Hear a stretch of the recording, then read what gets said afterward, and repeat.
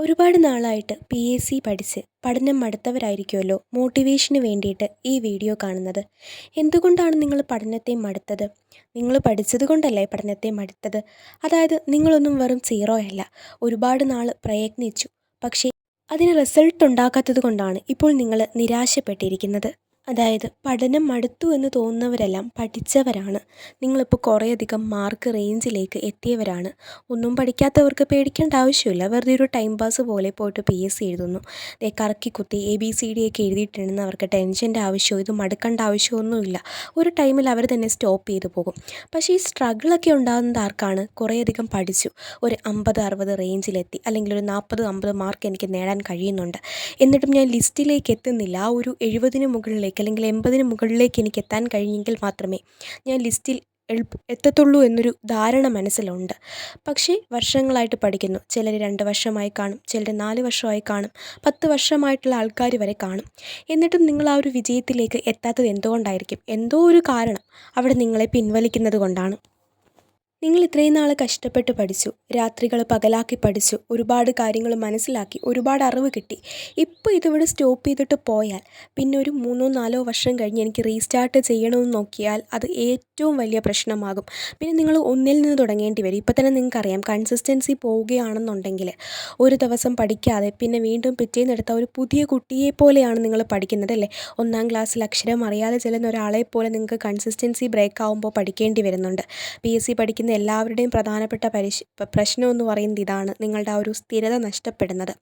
അപ്പോൾ ഇത്രയും നാൾ നിങ്ങൾ പഠിച്ചു, കൺസിസ്റ്റൻ്റ് ആയിട്ടും അല്ലാതെയും ഒക്കെ പഠിച്ചു, കുറേ അറിവ് നേടി. ഇപ്പം നിങ്ങളത് നിർത്തി പോവുകയാണെങ്കിൽ, നിങ്ങൾ ജോലിക്കിടയിൽ പഠിച്ചവരുണ്ട്, അതുപോലെ വീട്ടുജോലിക്ക് വീട്ടമ്മമാരെ കുറേ കഷ്ടപ്പെട്ട് പഠിച്ചവരുണ്ട്. ഇപ്പം നിങ്ങളിത് സ്റ്റോപ്പ് ചെയ്ത് പോവുകയാണെങ്കിൽ നിങ്ങളൊന്ന് തിരിഞ്ഞു നോക്കുകയെ, നിങ്ങൾ ഈ 4-5 വർഷം കഷ്ടപ്പെട്ടതൊക്കെ നിങ്ങൾ സ്റ്റോപ്പ് ചെയ്തിട്ട് പോവുകയാണ്. ചിലപ്പോൾ ഇനി വരാൻ പോകുന്ന അടുത്ത പരീക്ഷയായിരിക്കും നിങ്ങളെ കാത്തിരിക്കുന്നത് അല്ലേ? ഇപ്പം നിങ്ങൾ സ്റ്റോപ്പ് ചെയ്തിട്ട് പോയാൽ നിങ്ങൾ ഇത്രയും നാൾ എടുത്ത എഫേർട്ട് അവിടെ വേസ്റ്റ് ആവുകയാണ്. നാളെ ഒരു സമയത്ത് വീണ്ടും ഇതൊന്ന് പഠിക്കണമെന്ന് തുടങ്ങിയാൽ നിങ്ങൾ ഒന്നേന്ന് എല്ലാം പഠിച്ചെടുക്കേണ്ടി വരും. നിങ്ങൾ ആദ്യമായിട്ടുണ്ടാക്കിയ ബേസൊക്കെ വീണ്ടും ചിലപ്പോൾ നിങ്ങൾ എടുക്കേണ്ടി വരും. കാരണം ഇപ്പം തന്നെ നിങ്ങൾക്കറിയാലോ ബ്രേക്ക് വന്നാലുണ്ടാകുന്ന പ്രശ്നം. അതുകൊണ്ട് നിങ്ങൾ കുറച്ച് നാളും കൂടെ ഒന്ന് കഷ്ടപ്പെടുക. നിങ്ങൾക്ക് ഒരു വിജയമുണ്ട്, കഷ്ടപ്പെട്ടിട്ടുണ്ടെങ്കിൽ അതിനൊരു വിജയമുണ്ട്. നിങ്ങൾ ഇത്രയും നാൾ എടുത്ത എഫേർട്ട് അത് നിങ്ങൾ ഒരിക്കലും വേസ്റ്റ് ആക്കരുത്. PSC കിട്ടിയിട്ടേ ഞാൻ എൻ്റെ പഠനം നിർത്തത്തുള്ളൂ എന്ന് നിങ്ങൾക്ക് എത്ര നാൾ എഴുതാൻ പറ്റുമോ അത്രയും നാൾ എഴുതുക. ഒരു നാൾ ഉറപ്പായിട്ടും വിജയം നിങ്ങളെ തേടിയെത്തും. കഷ്ടപ്പെടുന്നവർ സക്സസ് ആയിട്ടുള്ള കഥ നിങ്ങൾ ഒരുപാട് കേട്ടിട്ടുണ്ടല്ലോ, മോട്ടിവേഷന് എല്ലാം നിങ്ങൾ കണ്ടിട്ടുള്ളതാണല്ലോ. അപ്പോൾ നിങ്ങൾക്ക് വേണ്ടിയിട്ടും ഒരു ദിവസം ഉറപ്പായിട്ടും എത്തും. അത് വരുന്നത് വരെ നിങ്ങൾ എന്ത് ചെയ്യണം? വെയിറ്റ് ചെയ്യണം, നിങ്ങൾ കാത്തിരിക്കണം. ഇത്രയും നാൾ ഞാൻ കഷ്ടപ്പെട്ടു, ഈ ഒരു മൊമെൻറ്റിൽ ഞാനത് ഉപേക്ഷിച്ച് പോവുകയാണെങ്കിൽ ഞാൻ ഇത്രയും നാൾ പഠിച്ചതെല്ലാം വേസ്റ്റ് ആവും. അതുകൊണ്ട് ഞാൻ കണ്ടിന്യൂ ചെയ്യും. അടുത്ത എക്സാം ഇല്ലെങ്കിൽ അതിൻ്റെ അടുത്ത എക്സാം എനിക്ക് കിട്ടുമെന്ന് മനസ്സിൽ ഉറപ്പിക്കുക. നിങ്ങൾ സുന്ദരക്കില്ലാടി സിനിമ കണ്ടിട്ടില്ലേ? ആ സിനിമയുടെ ക്ലൈമാക്സ് അറിയാമല്ലോ. അതിലവർ കിണർ കുഴിച്ച് വെള്ളത്തിന് വേണ്ടിയിട്ട് ഒരുപാട് നാൾ കഷ്ടപ്പെടുന്നുണ്ട്. പക്ഷേ അത് എപ്പോഴാണ് കൊടുത്തത്? ആ ലാസ്റ്റ് മൊമെൻറ്റിൽ അല്ലേ? ഒരുപാട് സ്ട്രഗിൾ ചെയ്ത് ആ ലാസ്റ്റ് മൊമെൻറ്റിലാണ് ആ ഒരു സന്തോഷം അവർക്ക് കൊടുത്തത്.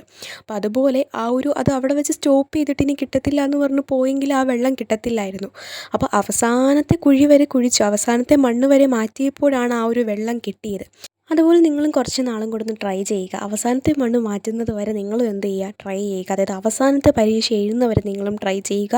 ഒരു എക്സാം ഉറപ്പായിട്ടും നിങ്ങളെ കാത്തിരിക്കുന്നതായിരിക്കും. അത് ഈ വരുന്നതാകാം, അതിൻ്റെ അടുത്തതാകാം, ചിലപ്പോൾ അത് കഴിഞ്ഞിട്ട് ഒരു 5-6 എക്സാം കഴിഞ്ഞത് ആകാം. പക്ഷേ നിങ്ങൾ കഷ്ടപ്പെട്ടിട്ടുണ്ടെങ്കിൽ ഒരു എക്സാം നിങ്ങളെ കാത്തിരിപ്പുണ്ട്.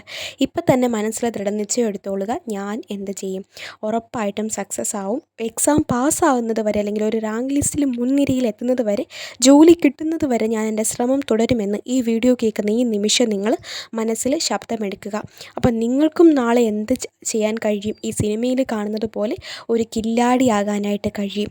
അപ്പോൾ എല്ലാവർക്കും ഓൾ ദ ബെസ്റ്റ്. നിങ്ങളുടെ പഠനം മുന്നോട്ട് പൊക്കോളുക. അപ്പോൾ നിങ്ങൾ ഇന്ന് തൊട്ട് റീസ്റ്റാർട്ട് ചെയ്യുന്നു, ഞാൻ പഠനം സ്റ്റോപ്പ് ചെയ്യത്തില്ല എന്നുള്ളവർ ഈ വീഡിയോയുടെ താഴെ കമൻറ്റ് ചെയ്യുക. അതുപോലെ നമ്മുടെ ഇതുപോലത്തെ മോട്ടിവേഷൻ വീഡിയോസിന് ചാനൽ സബ്സ്ക്രൈബ് ചെയ്ത് സപ്പോർട്ട് ചെയ്യുക. താങ്ക്